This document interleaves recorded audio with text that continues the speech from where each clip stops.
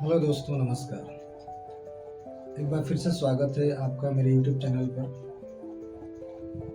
आज मैं लेके आया हूँ टेंस। टेंस की समस्या को आज ख़त्म कर देंगे, क्योंकि बहुत सारे बच्चों की प्रॉब्लम रह जाती है कि टेंस समझ में नहीं आता या रूल से याद नहीं होते। तो आज ऐसा कुछ बचेगा नहीं, टेंस की टेंशन हमेशा के लिए ख़त्म हो जाएगी। तो चलिए बिना देर किए स्टार्ट करते हैं। आज हम बिल्कुल इन शॉर्ट में ऑल टाइप ऑफ टेंसेस को समझ लेंगे। टेंस क्या है? तो टेंस टाइम प्लस एक्शन का रिजल्ट है। किसी भी टाइम में जब कोई एक्शन होता है तो उसे ही हम कहते हैं टेंस। मेनली 3 टाइप्स के टेंस होते हैं: present tense, past tense and future tense. तो इसको डिटेल में समझेंगे।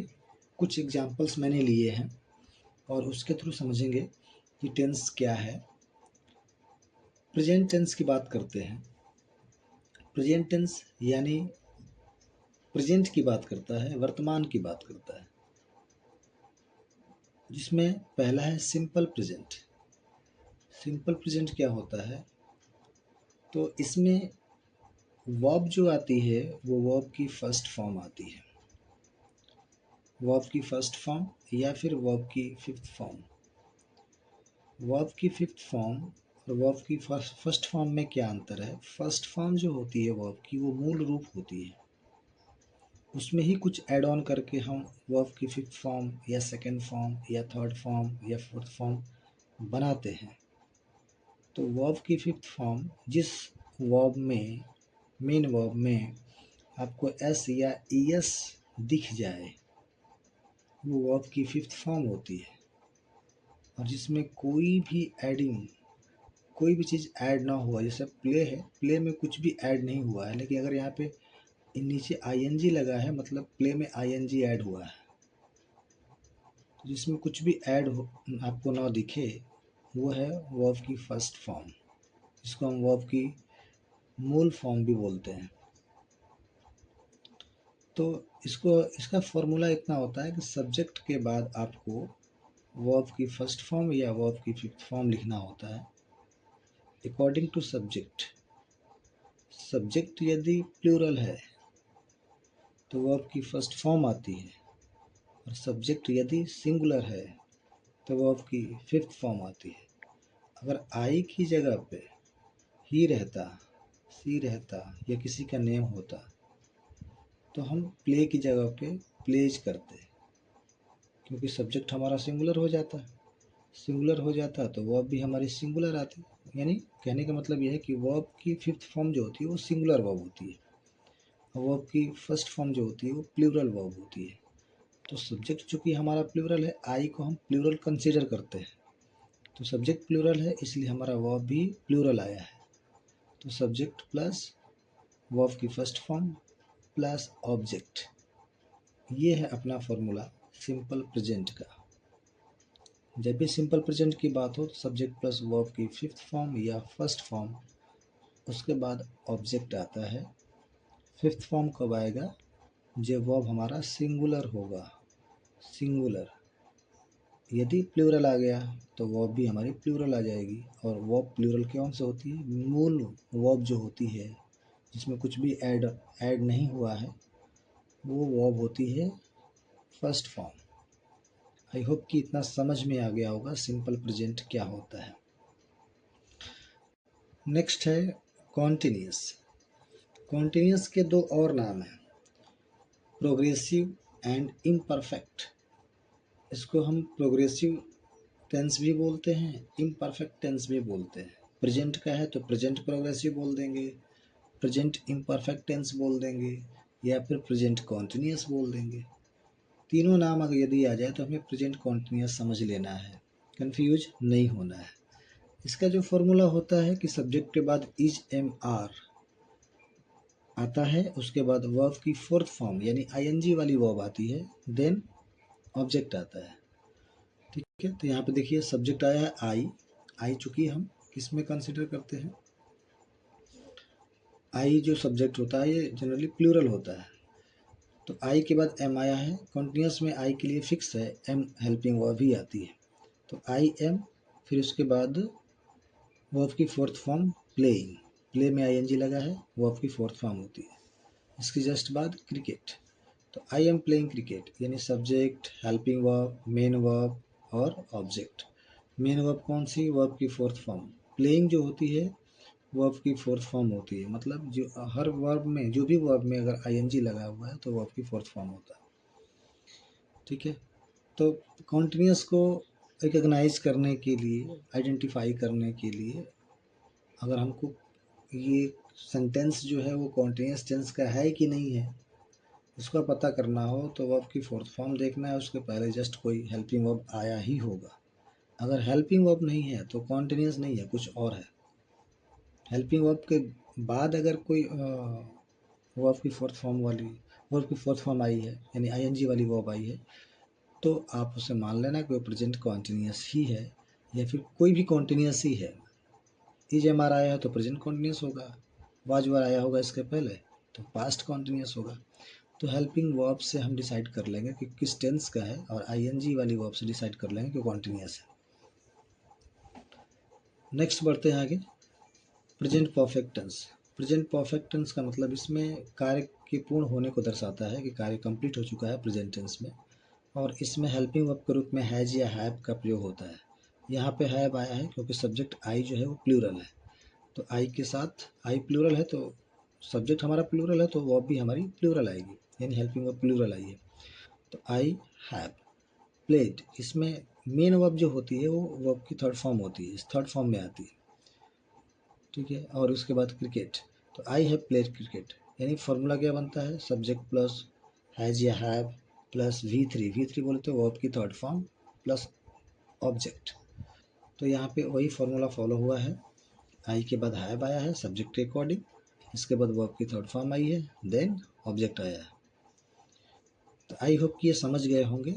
हैज, हैव, हैज जो होता है सिंगुलर सब्जेक्ट के साथ आया हो, आता है, और हैव जो हो प्लूरल सब्जेक्ट के साथ आता है। तो आई जो है वो प्लूरल, यानी आई वी यू दे में से अगर कोई सब्जेक्ट आता है तो उसके साथ हैव का प्रयोग होगा, और यदि ही से इट या किसी का नाम आता है तो वहाँ पे हैज का प्रयोग होगा, और जस्ट बाद उसके वर्ब की थर्ड फॉर्म आएगी, जैसा कि यहाँ पे आया है।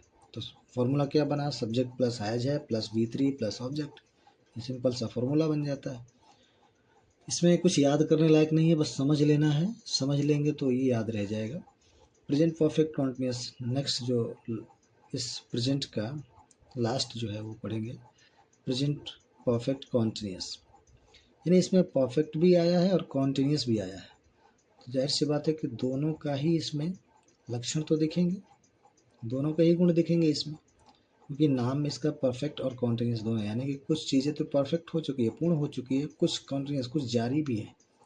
नहीं, कोई काम ऐसा है जो कंटिन्यूस चल रहा है, तो जब चल रहा है तो कुछ कंप्लीट भी हो चुका होगा, कुछ चल काम बाकी भी होगा, इसलिए इसका नाम प्रेजेंट परफेक्ट कॉन्टिन्यूस है। अब इसमें परफेक्ट और कॉन्टिन्यूस दोनों के ही फॉर्मूले आपको देखने को मिल जाएंगे। जैसे I have been, I subject है, हैव क्या है, परफेक्ट में आता है, और बीन बी का थर्ड फॉर्म होता है। तो आई हैव बीन यानी कि हैव और वर्ब की थर्ड फॉर्म परफेक्ट का लक्षण तो इसमें आ गया। इसके बाद प्लेइंग, प्लेइंग क्या है, ये कॉन्टिन्यूस में आता है, वर्ब की फर्स्ट फॉर्म आईएनजी, ये भी आ गया। तो आई हैव बीन प्लेइंग, क्या प्लेइंग, क्रिकेट, तो मैं क्रिकेट खेल रहा हूँ, कब से, 2 घंटे से। फॉर 2 आवर्स, जब भी टाइम दिया हो तो फॉर या सिंस का प्रयोग करते हैं। फॉर कब आता है, पीरियड ऑफ टाइम के लिए आता है, यानी कि टाइम की ड्यूरेशन की बात कर रहा हो तो फॉर आता है, और पॉइंट ऑफ टाइम अगर आए, फिक्स टाइम आता है तो वहाँ पे सिंस का प्रयोग होता है।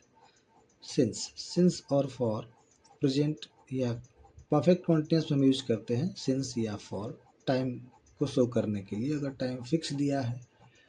ठीक है, जैसे मान लो कह दिया जाए कि 2 बजे से 4 बजे से, ठीक है, सुबह से, तो ये फिक्स टाइम है, तो उसके लिए हम सिंस का प्रयोग करेंगे। बट 2 घंटे से, 4 घंटे से, कई दिनों से, 2 दिनों से, 4 दिनों से, इस तरह से अगर आ जाए तो फॉर का प्रयोग करेंगे। ठीक है, यानी पॉइंट ऑफ टाइम के लिए सिंस, पीरियड ऑफ टाइम के लिए फॉर। इसका ध्यान रखना है।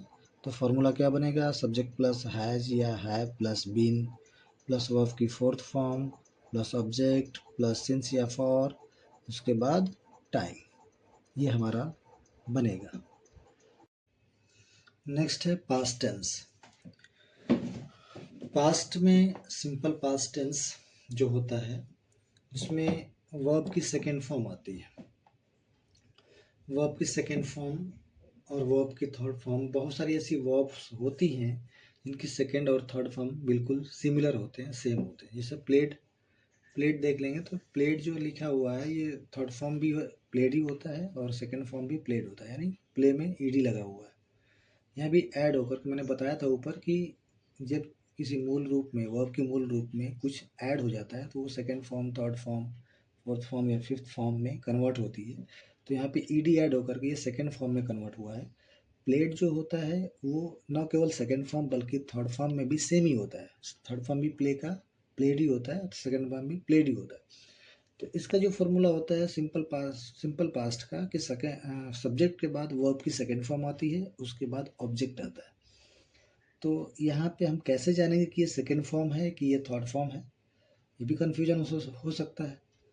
तो सेकेंड फॉर्म और थर्ड फॉर्म में अंतर हमें पता करने के लिए कि यहाँ पे जो प्लेड आया वो थर्ड फॉर्म है कि सेकेंड फॉर्म है, जब कभी सब्जेक्ट के बाद डायरेक्टली अगर ये थर्ड फॉर्म आ जाए, यानी कि ऐसी वर्ब आ जाए जो सेकेंड और थर्ड दोनों होती हैं, तो सब्जेक्ट के बाद डायरेक्टली आ जाए, कोई बीच में हेल्पिंग वर्ब ना हो, तो वो वर्ब की सेकेंड फॉर्म ही होती है।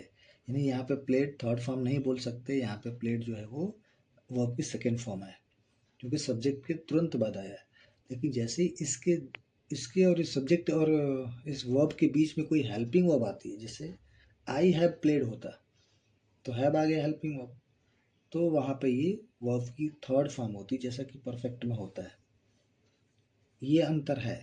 जब भी ऐसी वर्ब आए जो सेकेंड और थर्ड फॉर्म के रूप में सेम हो, उस वर्ब से पहले कोई हेल्पिंग वर्ब दिया हो तो वो वर्ब थर्ड फॉर्म कहलाएगी, और हेल्पिंग वर्ब ना हो तो वर्ब सेकेंड फॉर्म कहलाएगी, उस कंडीशन में जिस कंडीशन में ये दोनों ही सेम होते हैं। तो आप आई होप कि समझ गए होंगे आप। यहाँ पे सब्जेक्ट के जस्ट बाद आया है मतलब ये वर्ब की सेकेंड फॉर्म है, और उसके बाद ऑब्जेक्ट क्रिकेट है। तो सब्जेक्ट प्लस वर्ब की सेकेंड फॉर्म प्लस ऑब्जेक्ट, ये हमारा फॉर्मूला बनेगा आई प्लेड क्रिकेट। इतना आपको समझ में आ गया होगा। दूसरी चीज़ ये कि वर्ब की सेकेंड फॉर्म हमेशा सिंपल पास्ट में ही आती है और किसी टेंस में यूज ही नहीं होता। तो सिंपल पास्ट का सेंटेंस है मतलब वर्ब की सेकेंड फॉर्म तो आई होगी, ये कंफर्म है। नेक्स्ट आगे बढ़ते हैं, past continuous tense. Past continuous tense में क्या होता है कि कॉन्टिन्यूस में तो हर कॉन्टिन्यूस टेंस में आईएनजी वाली वर्ब आती है, यानी वर्ब की फोर्थ फॉर्म आती है, इसको वर्ब की फोर्थ फॉर्म बोलते हैं।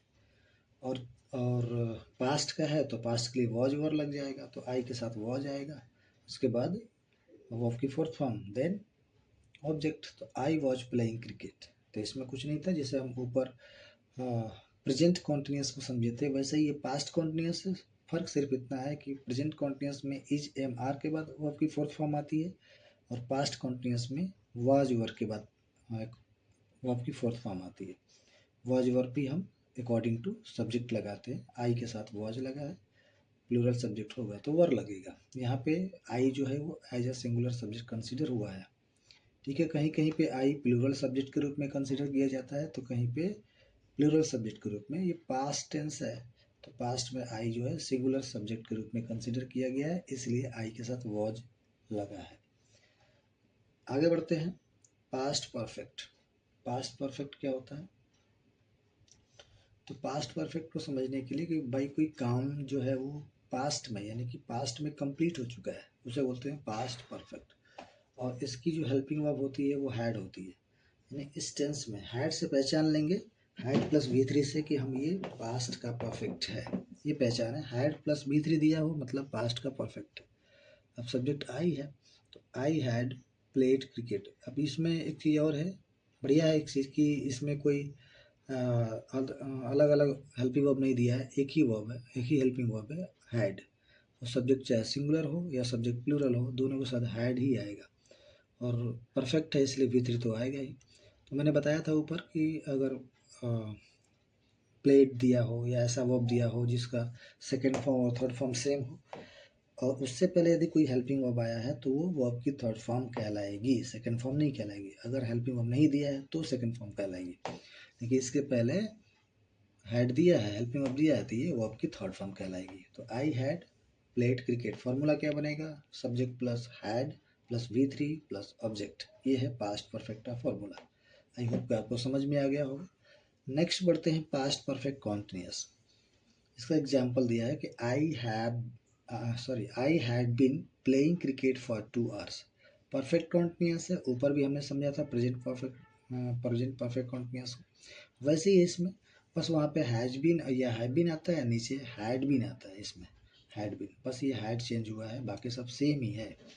ठीक, और कुछ इसमें खास चेंज करने वाली बात नहीं है। सब्जेक्ट के अकॉर्डिंग हम सब्जेक्ट के अकॉर्डिंग की बात ही नहीं है, कोई भी सब्जेक्ट आए यहाँ पे हैड ही लगता है, फिर बीन आएगा, फिर जो वर्ब होगी उसमें ING लगा होगा, जैसे यहाँ पे प्ले वर्ब है तो प्लेइंग होगा, कुछ और वर्ब होगा तो उसमें ING वाला वर्ब आ जाएगा, लग जाएगा, फिर ऑब्जेक्ट, उसके बाद सिंस या for according to time, point of time है तो सिंस, और पीरियड ऑफ टाइम है तो फॉर। यहाँ पे 2 आवर्स पीरियड ऑफ टाइम है इसलिए फॉर लगा हुआ। आई होप कि ये समझ में आ गया होगा आपको। अब आगे फ्यूचर टेंस को समझते हैं। फ्यूचर टेंस यानी भविष्य की बात करता है, इसमें विल और शैल का प्रयोग होता है। आई और वी के साथ हम शैल प्रयोग करते हैं, बाकी सब के साथ विल का प्रयोग करते हैं, बट यहाँ एग्जाम्पल में आई विल प्ले क्रिकेट दिया है। अब वो कंडीशन रही नहीं, आज की इंग्लिश में या आज जो इंग्लिश यूज की जा रही है उसमें हर एक सब्जेक्ट के साथ विल लगा दिया जाता है। शैल जनरली फॉर्मली हम लगाते हैं, आई और वी के साथ हम शैल का प्रयोग करते हैं, अदर सब्जेक्ट्स होते हैं उनके साथ विल का प्रयोग करते हैं, बट यहाँ पे आई के साथ विल लगा है, ये भी चल जाता है, इसमें कोई गलत नहीं है। तो आई विल प्ले क्रिकेट, यहाँ पे विल का प्रयोग हुआ है और फ्यूचर में विल का प्रयोग करते हैं, उसके बाद वर्ब की फर्स्ट फॉर्म आती है, जैसा कि हमने प्ले, इसमें कोई भी चीज़ें ऐड नहीं हुई है, ना तो ING ना तो ED, ठीक है, ना तो एस या ES, कुछ भी ऐड नहीं हुआ, तो ये वर्ब का मूल रूप है, मूल रूप को ही वर्ब का फर्स्ट फॉर्म बोलते हैं। तो फार्मूला बन जाएगा सिंपली कि सब्जेक्ट के बाद विल या शैल, वर्ब की फर्स्ट फॉर्म, देन ऑब्जेक्ट, ये फार्मूला बनता है सिंपल फ्यूचर का। आगे बढ़ते हैं, फ्यूचर कॉन्टिन्यूअस है तो ING वाली वर्ब आएगी, इसको ध्यान में रखना है। तो अब आई के बाद विल के बाद बी के बाद प्लेइंग के बाद cricket. I will be playing cricket, तो कॉन्टिन्यूअस में विल बी का प्रयोग होता है, इसका ध्यान रखना है। विल बी या शैल बी का प्रयोग होता है फ्यूचर के कॉन्टिन्यूअस टेंस में। ठीक, तो यहाँ पे विल बी आया है, बाकी वर्ब की फोर्थ फॉर्म आती है वो तो आया ही है, फिर क्रिकेट। फ्यूचर परफेक्ट देखते हैं, फ्यूचर परफेक्ट में विल हैव आता है, यहाँ विल बी था, यहाँ पे विल हैव आएगा। ठीक है, ये बस हेल्पिंग वर्ब्स याद रखनी है कि फ्यूचर परफेक्ट में कौन से हेल्पिंग वर्ब आते हैं। तो विल हैव, शैल हैव आता है फ्यूचर परफेक्ट में। बाकी तो परफेक्ट को हमने समझ लिया है कि इसमें V3 आता है, तो V3 दिया ही है। किसी का भी परफेक्ट हो, प्रेजेंट का परफेक्ट हो, पास्ट का हो, फ्यूचर का हो, उसमें वर्ब की V3 मेन वर्ब V3 के रूप में आएगा, यानी थर्ड फॉर्म ही आएगी, और हेल्पिंग वर्ब केवल चेंज होता है अकॉर्डिंग टू टेंस। तो यहाँ पे फ्यूचर परफेक्ट है तो विल हैव इसमें आएगा, उसके बाद V3 प्लस देन सब कुछ सेम ही रहेगा। आई विल हैव प्लेड क्रिकेट, समझ रहे होंगे, मुझे लगता है ऐसा अच्छे से समझ गए होंगे। फ्यूचर परफेक्ट कॉन्टिन्यूअस को देख लेते हैं examples. I will have been playing cricket for 2 hours, जैसा कि ऊपर हमने पढ़ा था पास्ट परफेक्ट कॉन्टिन्यूअस या प्रेजेंट परफेक्ट कॉन्टिन्यूअस, उसमें भी ये सारी चीज़ें सेम ही थी, बस हेल्पिंग वर्ब इसमें फ्यूचर का लगेगा, तो विल हैव इसके साथ बीन लग जाएगा। ठीक है, I will have been playing cricket for 2 hours, I will have been playing cricket for 2 hours.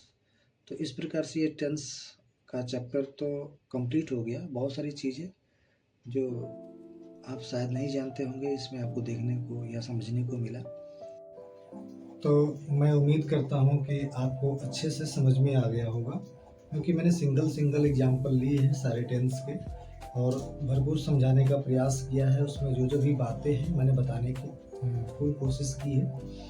तो मुझे लगता है कि आपके सारे डाउट्स क्लियर हो गए होंगे। उसमें नेगेटिव और इंट्रोगेटिव का मैंने ज़िक्र नहीं किया है, और अगर आप कमेंट में बताएँगे कि मुझे नेगेटिव और इंट्रोगेटिव भी बताना है, तो मैं ज़रूर बताऊँगा, क्योंकि ये वीडियो काफ़ी लंबा हो रहा था और एक ही वीडियो मुझे कंप्लीट करना था। तो मुझे लगता है कि थोड़ा बहुत भी अगर आपने पहले से पढ़ा होगा, तो अच्छे से समझ गए होंगे, जो भी डाउट्स होगा वो क्लियर हो गए होंगे। अंत में मैं यही कहना चाहूँगा कि अगर वीडियो अच्छा लगा हो, इन्फॉर्मेटिव लगा हो, आपने कुछ सीखा हो, समझा हो, तो इसको लाइक और सब्सक्राइब ज़रूर करना। मिलते हैं नेक्स्ट वीडियो में, तब तक के लिए धन्यवाद। जय हिंद।